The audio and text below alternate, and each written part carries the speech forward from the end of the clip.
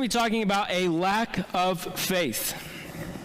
And you say, whoa, I thought we just saw a beautiful display of faith with Abram in the last chapter. And I'd say, yes, I agree with you. We did see a beautiful display of faith when God calls Abram to go to Canaan. And yes, on their way, they ended up stopping, and Terah ended up passing away, allowing no further hindrances for Abram to continue on in his journey towards Canaan. And he made it. And on his way, he was setting up altars in order to worship God. And so we're just praising God for all that God is doing and showing him this land. He even came out and said, hey, Abram, look around you. This is what your land is going to be. I mean, to be able to see what God has promised right in front of him. Some of his promises, he was able to experience a small portion of.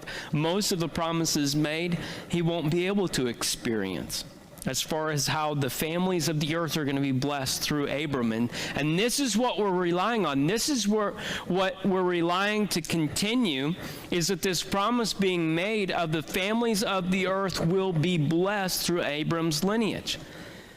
Something could stop that, and one of those things being the barrenness of Sarai. She wasn't able to have children up to this point, but God had promised, hey, listen, this is going to happen.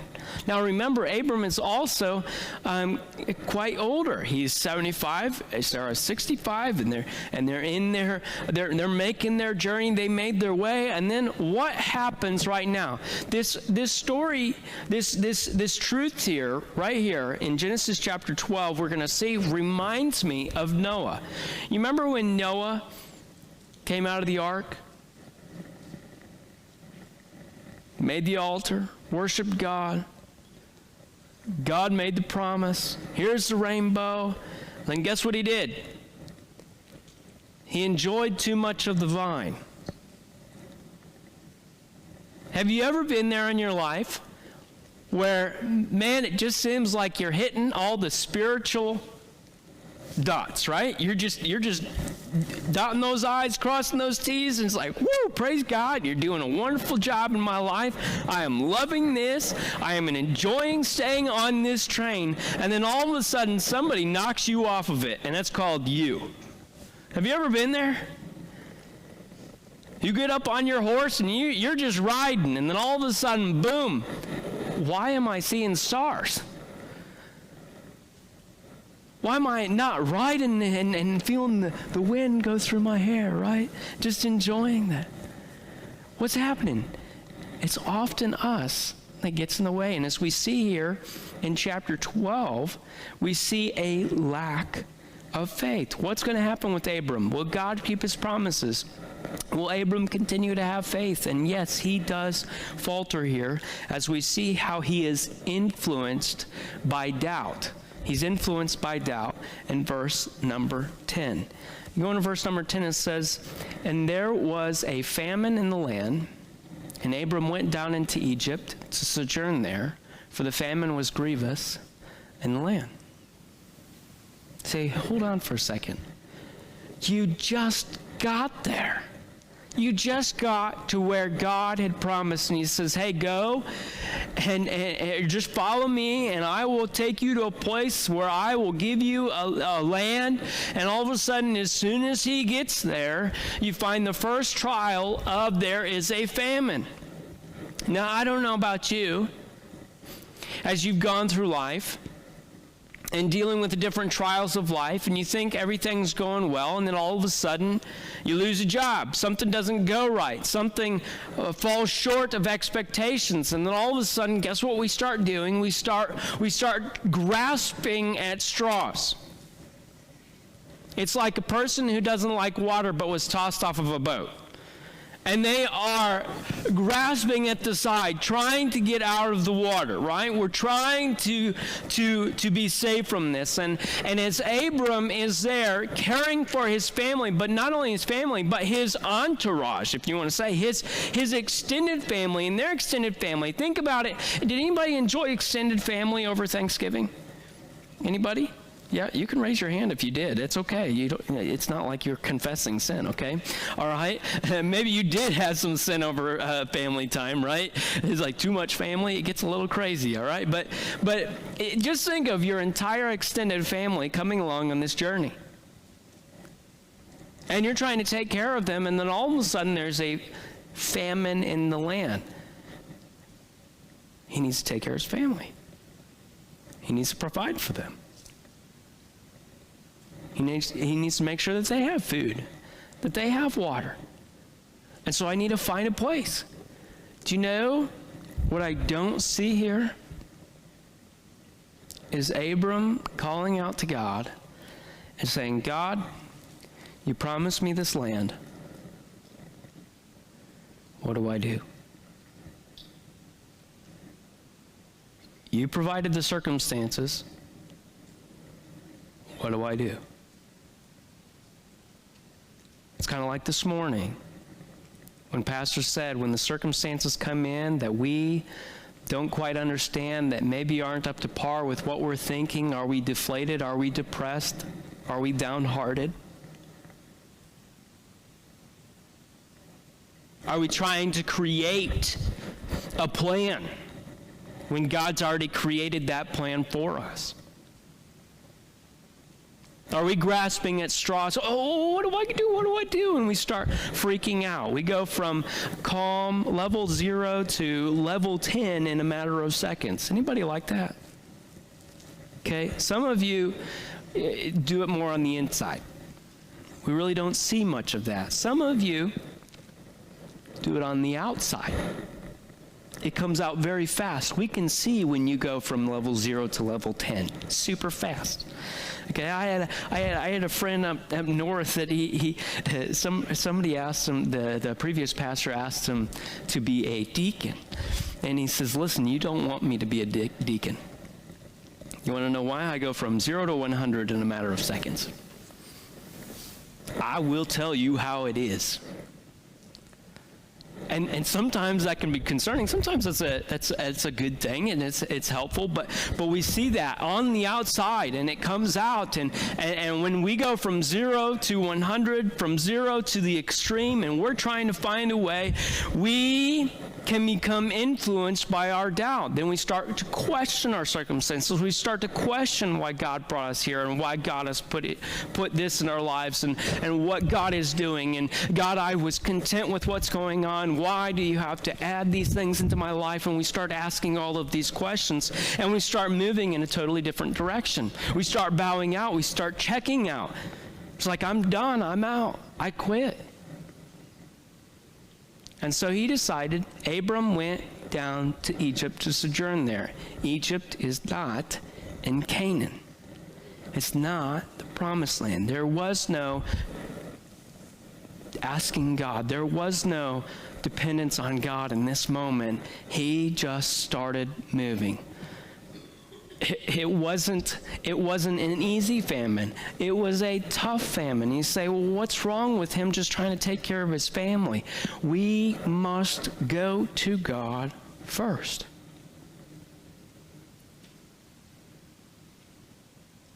We must reveal, practically apply our dependence on God. It's like we just started a new series in Sunday school. It's Family-Driven Faith for the Home Builders class, and we were talking about how anywhere from 70 to 88% of teens, Christian teens, when they enter college, by their sophomore year, they bow out of church. So that means that somewhere around 7 to 9 teens leave.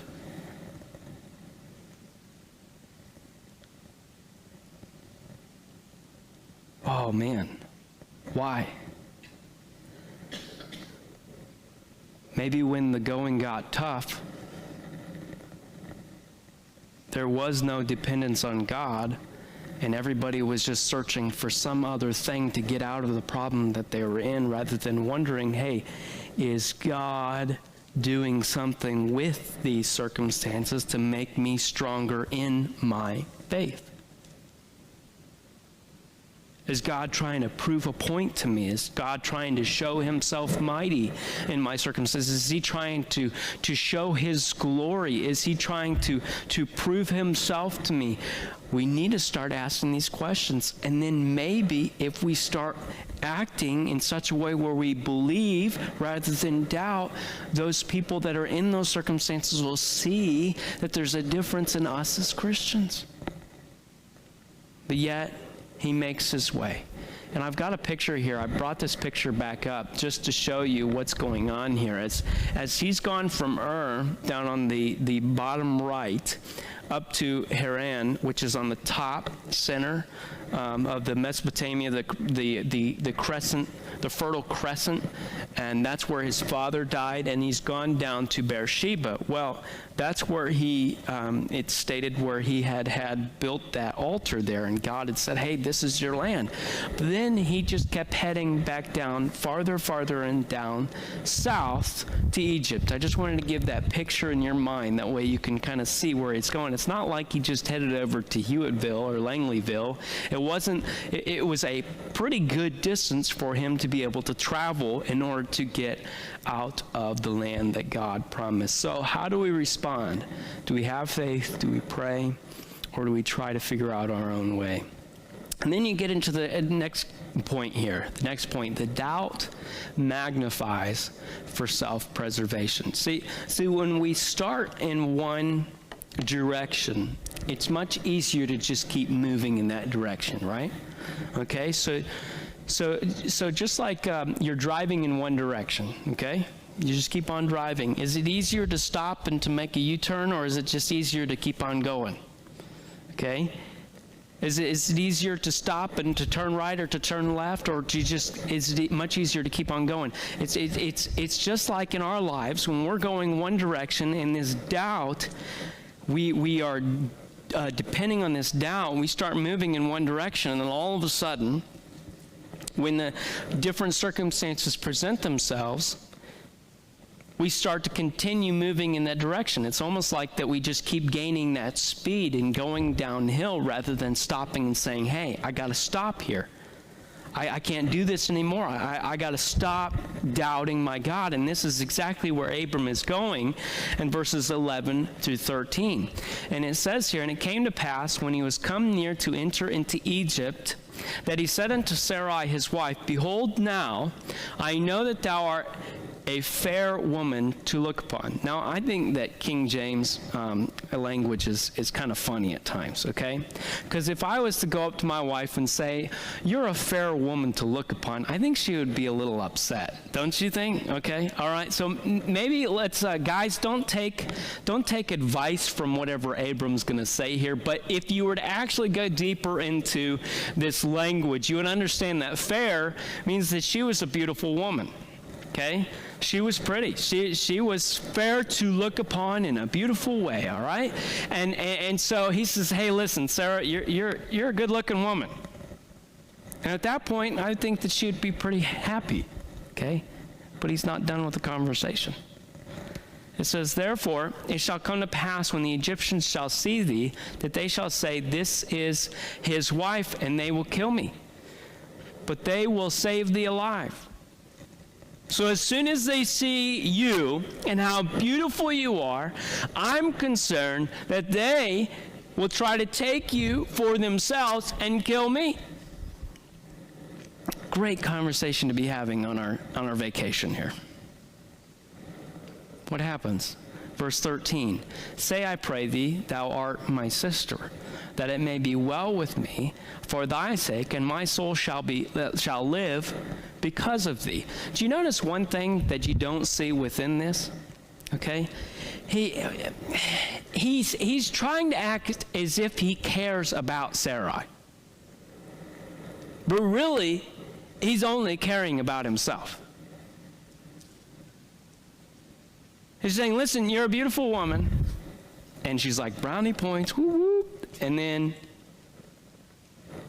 but you know what? We're going to come into this land, and since you're beautiful, they're going to look at you and think that you're my wife, and then they're going to kill me in order to take you. So why don't you just say that you're my sister, so that way they don't kill me and you'll be all right. How does he know that she's going to be all right?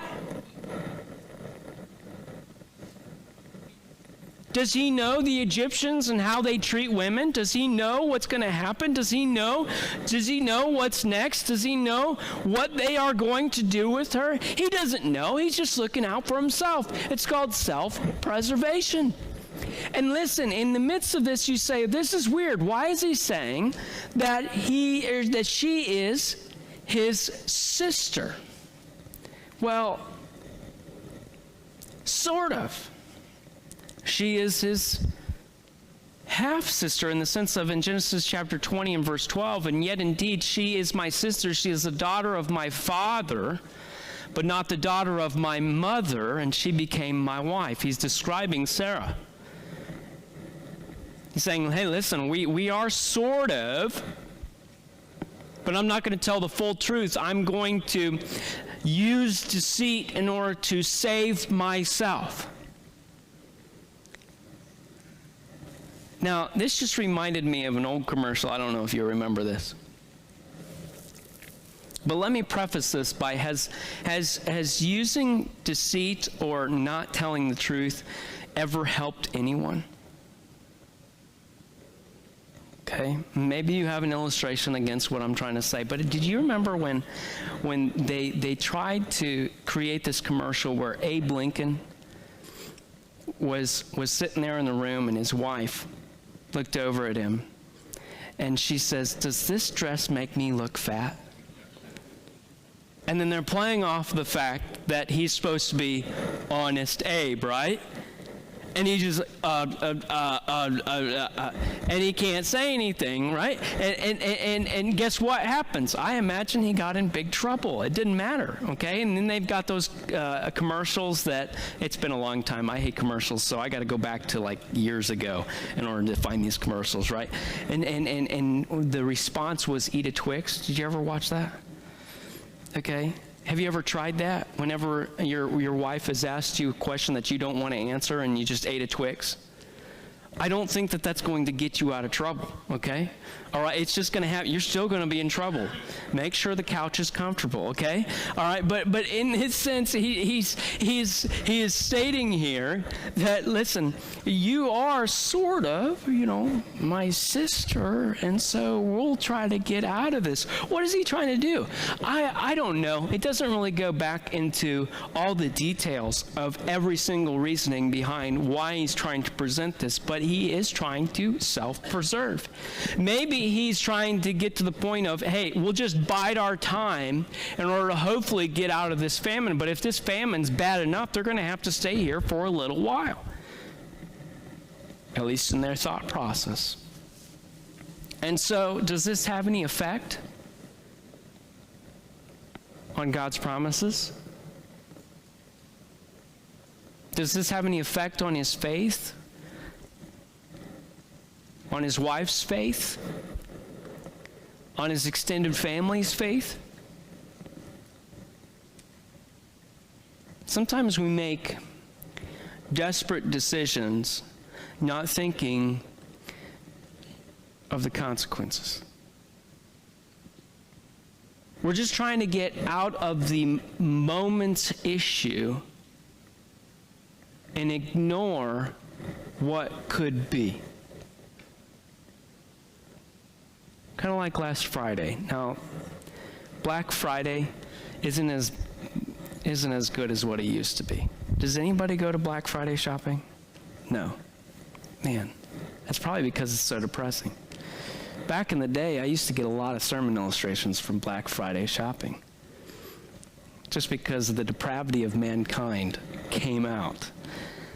I remember when we were at Best Buy when I was a teenager, and the guys in the front that had been waiting there for a day in a tent, his alarm didn't go off, and so everybody is passing him by as we're going into the store, and that's funny. That's great, okay? But you know what? My grandpa Kenny said, a deal really isn't a deal if you don't need it. And you know what I notice on Black Friday? that TVs are the one of the biggest deals that you could possibly find.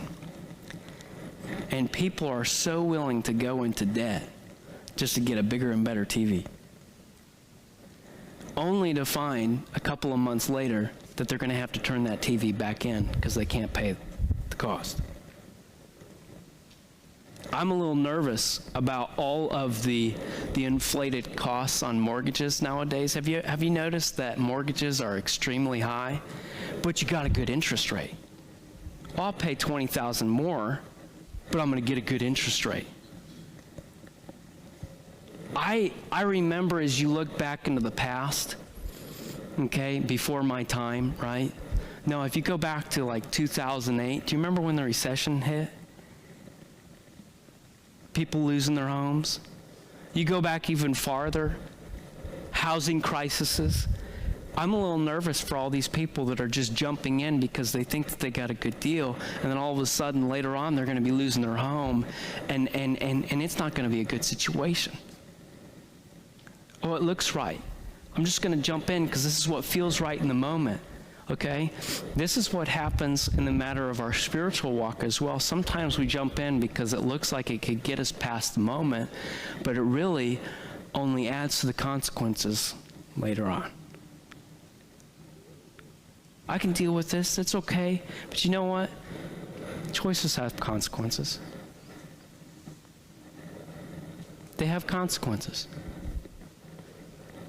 Now, what were the consequences for Abram? Did he really get hit hard? Did God come down hard on him and say, hey, listen, Abram, you're messed up. I'm gonna strike you dead if you don't start going back to Canaan? No, he didn't do that.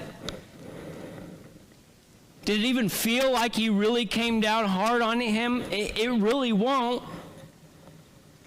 But as we jump into this, in verse number 14, it says there, and it came to pass, this is what happened.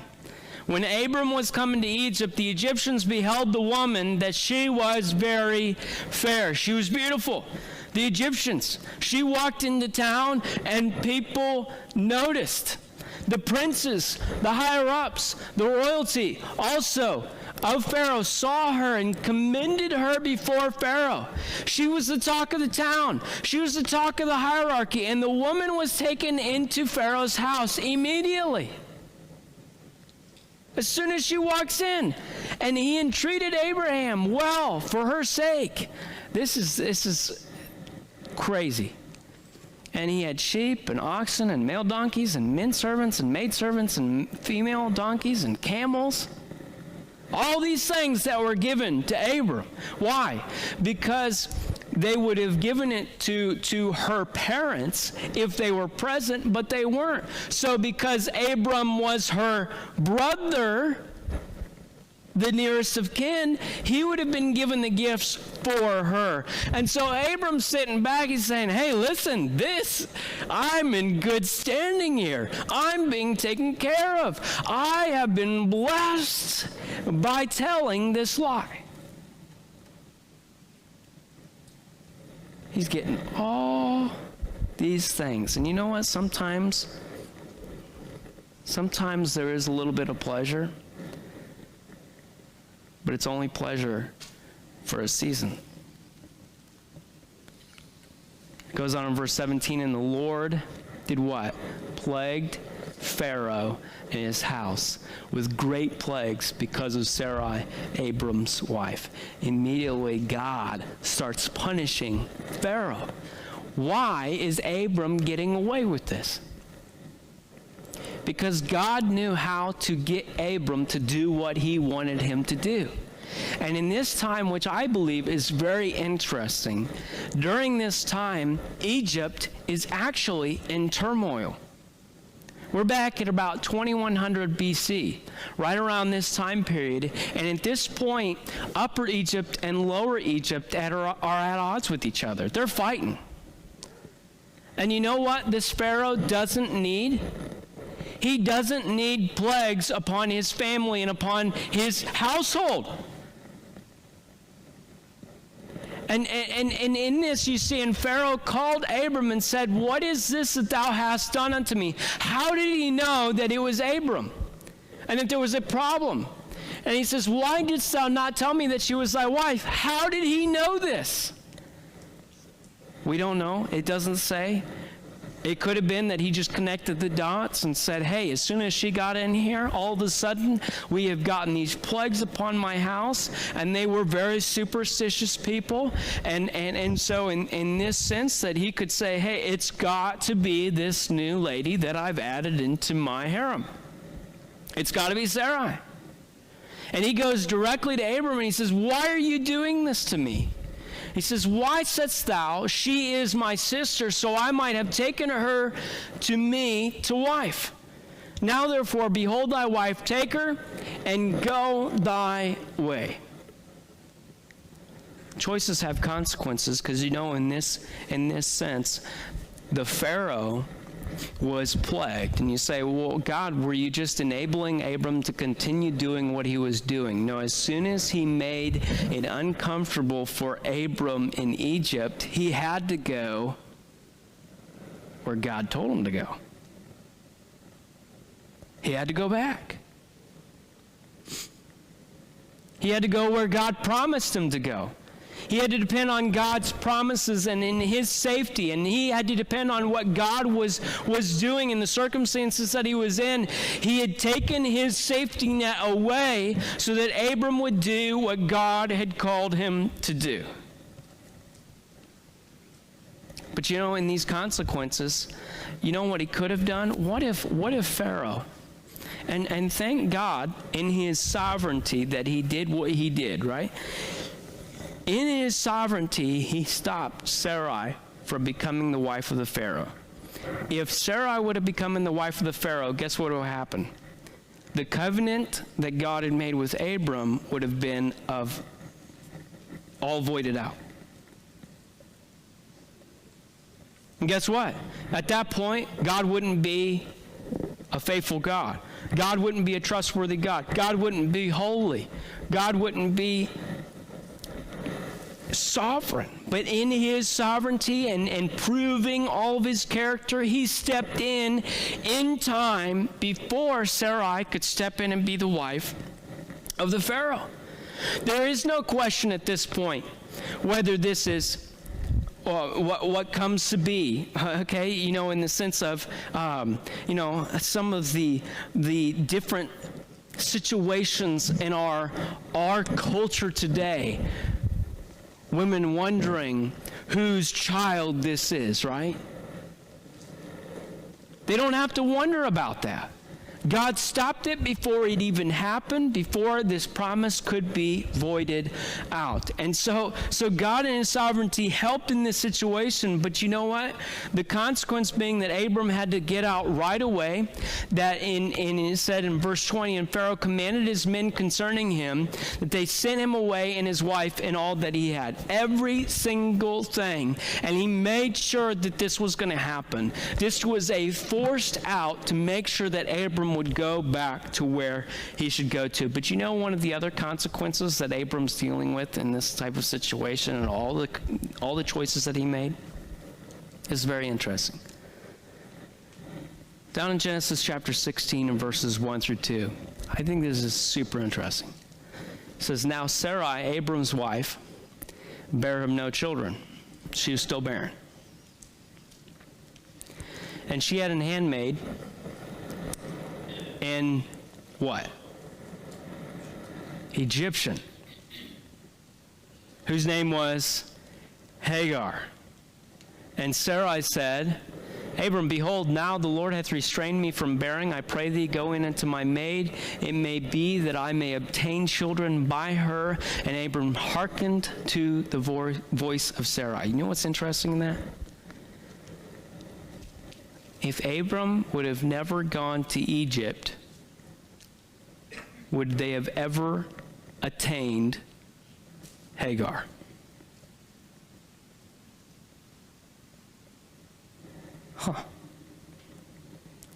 Our choices have consequences. And they could be near, they could be far away. And those consequences from Abram's choice to not cry unto God, to not pray and say, God, what do you want me to do? And walking out of the promised land to Egypt and lying in a half-truth, right? But it's still a lie when he lies and says, this is not my wife, or not telling the full truth. He gets his wife in a situation. Abram is given all these male servants, all these female servants, and guess who comes with that? Hagar, who comes later on. And when God doesn't seem to be fulfilling the plan, they end up making up their own and creating a child called Ishmael. And guess who's still having problems today because of this decision? Israel itself. Do our choices have consequences? Yes, they do. Where did it start? A moment of doubt. Is our God good? Does God know what we need? Is he enough? Does he satisfy? Does he have a plan? In the moment of doubt, Abram chose wrong, and those consequences are still affecting his descendants today. So you say, oh, yeah, Israel's got a lot of problems. You're right. You're right. What's this have to do with me?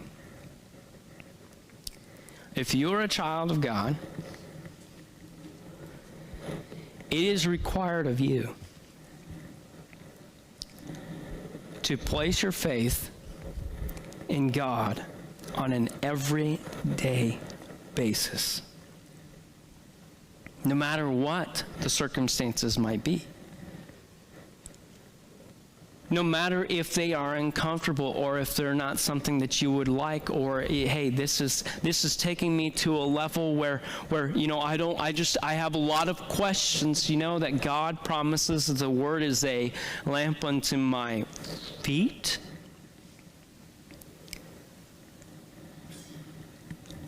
What does that mean?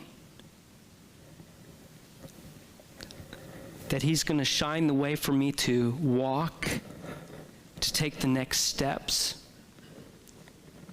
He's not giving me a vision of what's going on way out there. He's just showing me what's next and helping me through it.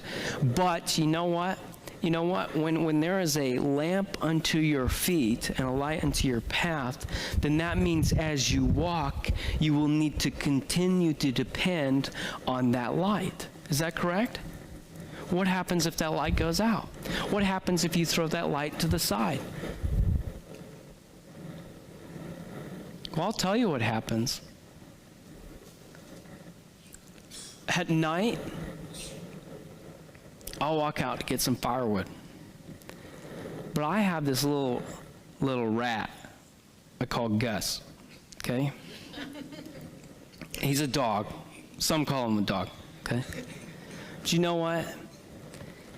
He leaves little mines everywhere, okay? And he doesn't care where you might walk. He doesn't go in, he doesn't just all work it all into the same pile way out of the way in the corner of the yard. He just goes where he chooses. He's got free will, I guess. And I haven't been able to train him to just go in one spot. Now, if you've been successful at doing that with your dog, let me know how that works, because I'd love to figure that out, okay? But you know what? When all of a sudden your batteries go out in your flashlight and you're just walking, you don't know what you're stepping in. And you might stumble, and hopefully you don't fall into some surprises. I'm telling you, it's not as exciting as what you'd think. And you say, why are you telling me this goofy story? Because that's exactly how life is, isn't it? There's all kinds of landmines out there. And we need God's direction and his guidance in every day situations. And so the gospel demands of us to constantly depend on him. I am not adequate. I need Jesus. And so that happens every single day. So salvation is not just a one and done, hey, you know what, thanks God, I'm out, I'll do my own thing.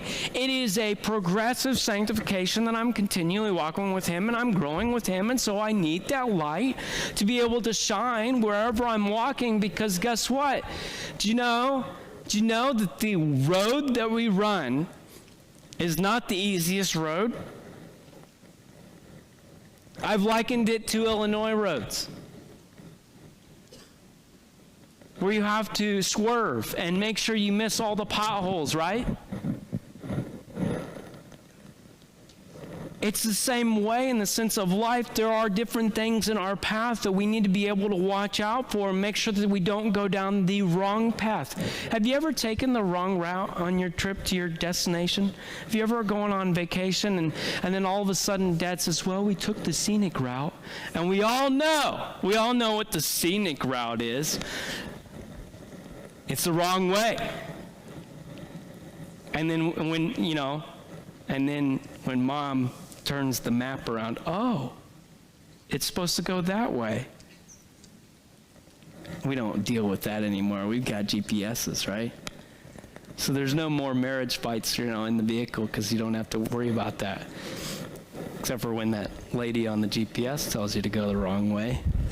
Recalculating. We can stay focused on what God has called us to. And if he's called us to this rough road for this season, then he's going to give us the grace and the mercy to travel this rough road.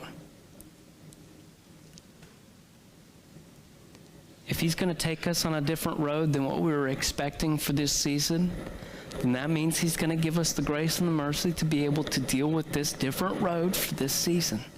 And that's okay.